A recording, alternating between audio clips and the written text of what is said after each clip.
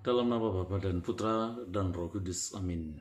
Saudari-saudaraku yang terkasih, hari ini 26 Maret 2022, Injil yang kita renungkan ini perumpamaan tentang orang Farisi dengan pemungut cukai.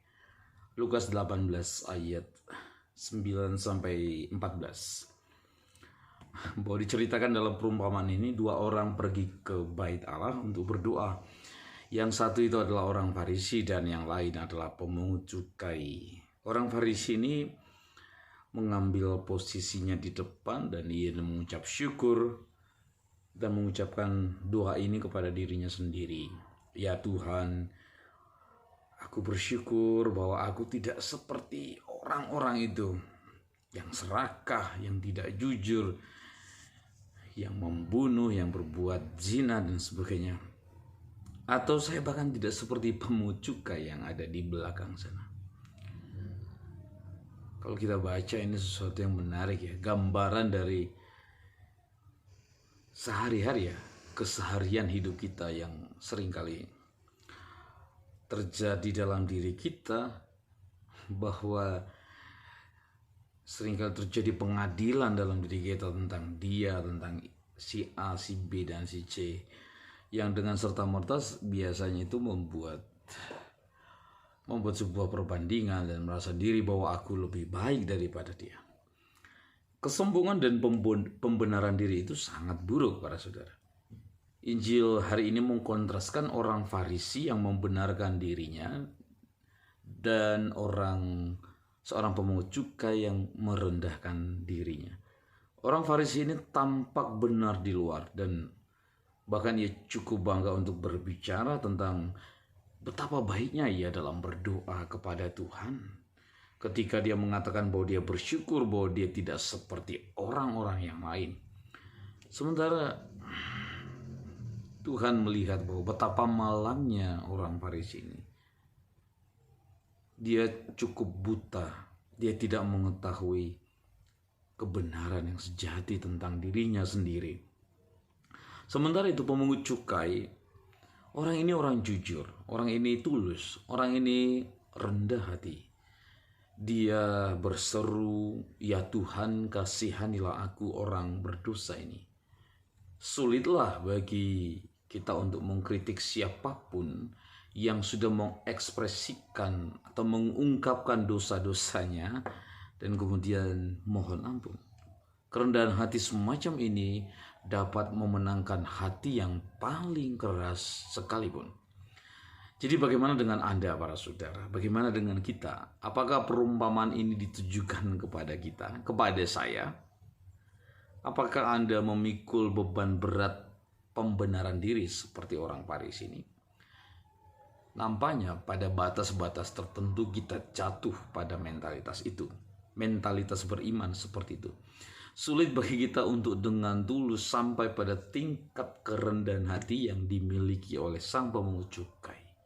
Dan sangat mudah bagi kita untuk jatuh dalam perangkap membenarkan dosa kita sendiri. Dan akibatnya kita ini menjadi cenderung defensif, cenderung membela diri kita demi mementingkan diri kita sendiri. Dan ini semua adalah kebanggaan bagiku kalau aku mempertahankan diriku sendiri. Kesombongan akan menghilang kalau kita melakukan hal yang kedua seperti yang dilakukan oleh sang pemungut cukai. Ada dua hal yang bisa menjadi inspirasi bagi kita. Pertama, kita harus memahami kemurahan Tuhan.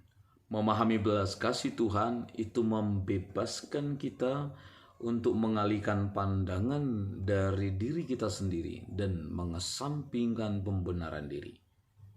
Sikap yang demikian, yang memahami belas kasih Tuhan, itu membebaskan kita dari sikap defensif dan memungkinkan kita untuk melihat diri kita dalam terang kebenaran. Mengapa? Karena ketika kita menyadari kemurahan hati Tuhan apa adanya, kita juga menyadari bahwa dosa kita pun tidak bisa menjauhkan kita dari Tuhan. Dosa saya tidak bisa menjauhkan kita dari Tuhan. Faktanya, semakin besar seseorang itu berdosa, semakin banyak orang yang berdosa yang layak untuk menerima belas kasih Tuhan. Jadi memahami kemurahan Tuhan sebenarnya memampukan kita untuk mengenal dan memahami dosa-dosa kita.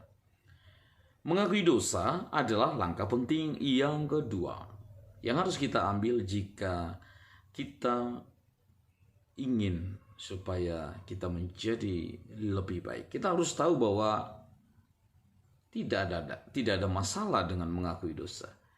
Kita tidak harus berdiri di sudut jalan sana lalu kita memberitahu semua orang tentang dosa saya adalah bla bla bla bla. Kita tidak harus merinci dosa-dosa kita. Namun kita harus mengakui pada diri kita sendiri dan kepada Tuhan, terutama di kamar pengakuan dosa. Dan kadang-kadang kita perlu mengakui dosa-dosa kita kepada orang lain sehingga kita dapat meminta dan menerima pengampunan dan belas kasihan mereka. Kedalaman kerendahan hati itu menarik dan dengan mudah itu akan memenangkan hati orang lain. Itu mengilhami dan menghasilkan buah-buah kedamaian dan sukacita yang baik dalam hati kita.